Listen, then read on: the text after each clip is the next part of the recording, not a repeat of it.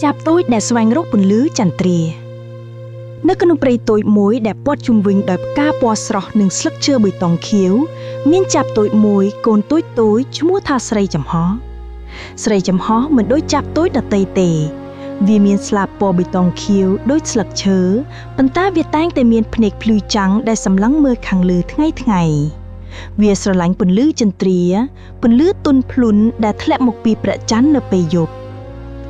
Chạp tôi đặt tới cho chật hơ lên khăn bùn lứ bạ tật. Bần tài srei chầm hó, tang tại rung chăm dục, đám bay xâm lăng mơ bùn lứ chân trìa, đại viết kết thà chí bùn lứ vinh nhiên, đã lái thua ở việc srፍ srai nâng squal bì phốp lộc thông chieng. Mùi dục mùi, nơi bếp bạ chăn rách chanh bì bố bố, srei chầm hó hai chanh bì sâm bộ cá rô mà vìa. Vì xâm lăng mơ bùn lư chân trìa đã thlẹp một lời slắc chơ nâng cà prì. Bùn lư chân trìa srf srat na. Bậc khiêm ai từ chịt vía khiêm nâng rích riêng kháng na. Vì srei láng đòi slap rô bộ vía rầm nhòr. Bần tài bùn lư chân trìa hắc đôi chi ngài na. Vì mình ai hào làng tự đọt bể chán bàng tề. Srei chầm hót xâm rạch chật hay. Vì nâng xoanh rô bùn lư chân trìa nước nông bì phộp lộc ni. Vì nângធ្វើដំណើរ từ កាន់ទីកន្លែង ដែលពន្លឺចន្ទ្រាពេលព្រឹកព្រលឹម ស្រីចំហចាប់ផ្ដើមដំណើរ វាហើរចេញពីព្រៃតូចឆ្ពោះទៅកាន់ទន្លេធំមួយ នៅទីនោះមានកណ្ដុរមួយក្បាលចាស់កំពុងអង្គុយលេងទឹក ស្រីចំហចុះមកសួរវា លោកកណ្ដុរ លោកដឹងទេថាពន្លឺចន្ទ្រាមាននៅឯណា កណ្ដុរចាស់សើចហើយនិយាយថា ចាប់តូចពន្លឺចន្ទ្រាមិនមែនជាវត្ថុទេ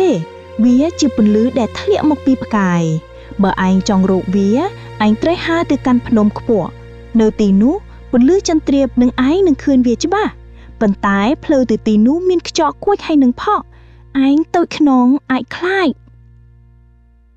ស្រីចំហមិនខ្លាចទេ វាថង់ទឹកពីទន្លេដាក់ក្នុងស្លាបតូចរបស់វា ហើយហើរទៅកាន់ភ្នំ តាមផ្លូវវាជួបសត្វមួយចំនួន មានសត្វមូមួយក្បាលប្រាប់ថា ចាប់តូចឯងកុំទៅភ្នំនៅទីនោះមានសត្វកណ្ដូលធំដែលចាប់ផ្កាឈើទាំងអស់ឯងនឹងត្រូវចាប់ ប៉ុន្តែស្រីចំហនិយាយថា ខ្ញុំត្រូវរកពន្លឺចន្ទ្រា បើខ្ញុំមិនទៅខ្ញុំនឹងសោកស្ដាយជារៀងរហូត វាបន្តហើរ នៅពេលកណ្ដោលថ្ងៃ ស្រីចំហឈានដល់ជើងភ្នំ ខ្យល់គួចខ្លាំងបុកស្លាប់វាឲ្យរំញ័រ វាប្រែកម្លាំងទាំងអស់ដើម្បីហើរឡើង លើផ្លូវវាធ្លាក់ចូលក្នុងផកទួយមួយ ផកជាប់ស្លាប់វាធ្វើឲ្យវាហើរមិនបាន ខ្ញុំនឹងមិនអាចទៅដល់ទេឬ វាយំទៅ ប៉ុន្តែនៅពេលនោះមានសត្វព្រាបតូចមួយក្បាលហើរមកជួយ ចាប់តូចមិនគួរសោកស្ដាយទេ ឲ្យខ្ញុំជួយលាងស្លាប់ឯង នៅពេលយើងជួយគ្នាយើងអាចឆ្លងកាត់ឧបសគ្គបាន សត្វព្រាបប្រោតទឹកពីផកលាងស្លាប់ស្រីចំហឲ្យស្អាត ស្រីចំហអរគុណវា ហើយពួកវាហើរទៅជាមួយគ្នា ពេលល្ងាចពួកវាឈានដល់កំពូលភ្នំ ពេលនោះព្រះច័ន្ទចាប់ផ្ដើមរះ ពន្លឺចន្ទ្រាធ្លាក់មកលើកំពូលភ្នំដូចជាឱកាសមាស ស្រីចំហស្រក់ទឹកភ្នែក ពន្លឺចន្ទ្រាស្រស់ស្អាតណាស់ វាស្ហើរទៅចិត្តនឹងរីករាយក្នុងពន្លឺនោះ ពន្លឺចន្ទ្រាបញ្ចូលក្នុងស្លាបវាធ្វើឲ្យវាភ្លឺចាំងនិងរឹងមាំ សត្វព្រាបក៏រីករាយដែរ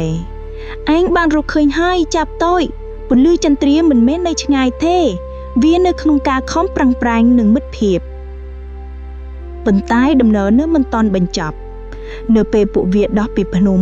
មានព្យុះភ្លៀងធំមួយកើតឡើង ខ្យល់គួចខ្លាំងនិងទឹកភ្លៀងធ្លាក់ដូចអន្ទះ ស្រីចំហនិងសត្វព្រាបបាត់បង់ទិសដៅ ពួកវាលាក់ខ្លួនក្នុងសំបុកដើមឈើមួយ យើងនឹងត្រូវគេរៀងរហូតមែនទេ ស្រីចំហសួរ សត្វព្រាបនិយាយថា មិនទេ យើងមានពន្លឺចន្ទ្រាក្នុងចិត្ត វានឹងនាំយើងទៅមុខ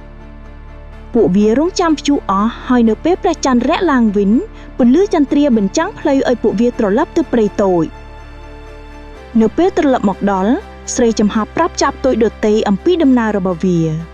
ពន្លឺចន្ទ្រាមិនមែនជាពន្លឺខាងក្រៅទេ វាជាពន្លឺនៅក្នុងចិត្តយើងដែលធ្វើឲ្យយើងខំប្រឹងប្រែងនិងជួយគ្នា បើយើងស្វែងរកវា យើងនឹងរកឃើញភាពរីករាយ ចាប់តូចទាំងអស់ចាប់ដៅស្រឡាញ់ពន្លឺចន្ទ្រា ហើយពួកវាហើរលេងជាមួយគ្នានៅក្រោមពន្លឺនោះ ស ស្រីចំហខ្លាយទៅជាចាប់តូចដែលគ្រប់គ្នាស្រឡាញ់ព្រោះវាបានបង្ហាញថាការស្វែងរកគោលបំណងអាចនាំមកនូវមិត្តភាពនិងសុភមង្គលចាប់ពីពេលនោះមកនៅរាល់យប់ពន្លឺចន្ទ្រានៅព្រៃតូចនោះតែងតែភ្លឺចាំងឡើងទេបន្តិចវាជាពន្លឺនៃការបដិញ្ញានិងសេចក្តីស្រឡាញ់ស្រីចំហនៅតែហើរលេងក្រោមពន្លឺនោះដោយស្មានថាពិភពលោកនេះពោរពេញទៅដោយពន្លឺចន្ទ្រាសម្រាប់អ្នកដែលហ៊ានស្វែងរកបង្រៀនអំពីការបដិញ្ញានិងមិត្តភាព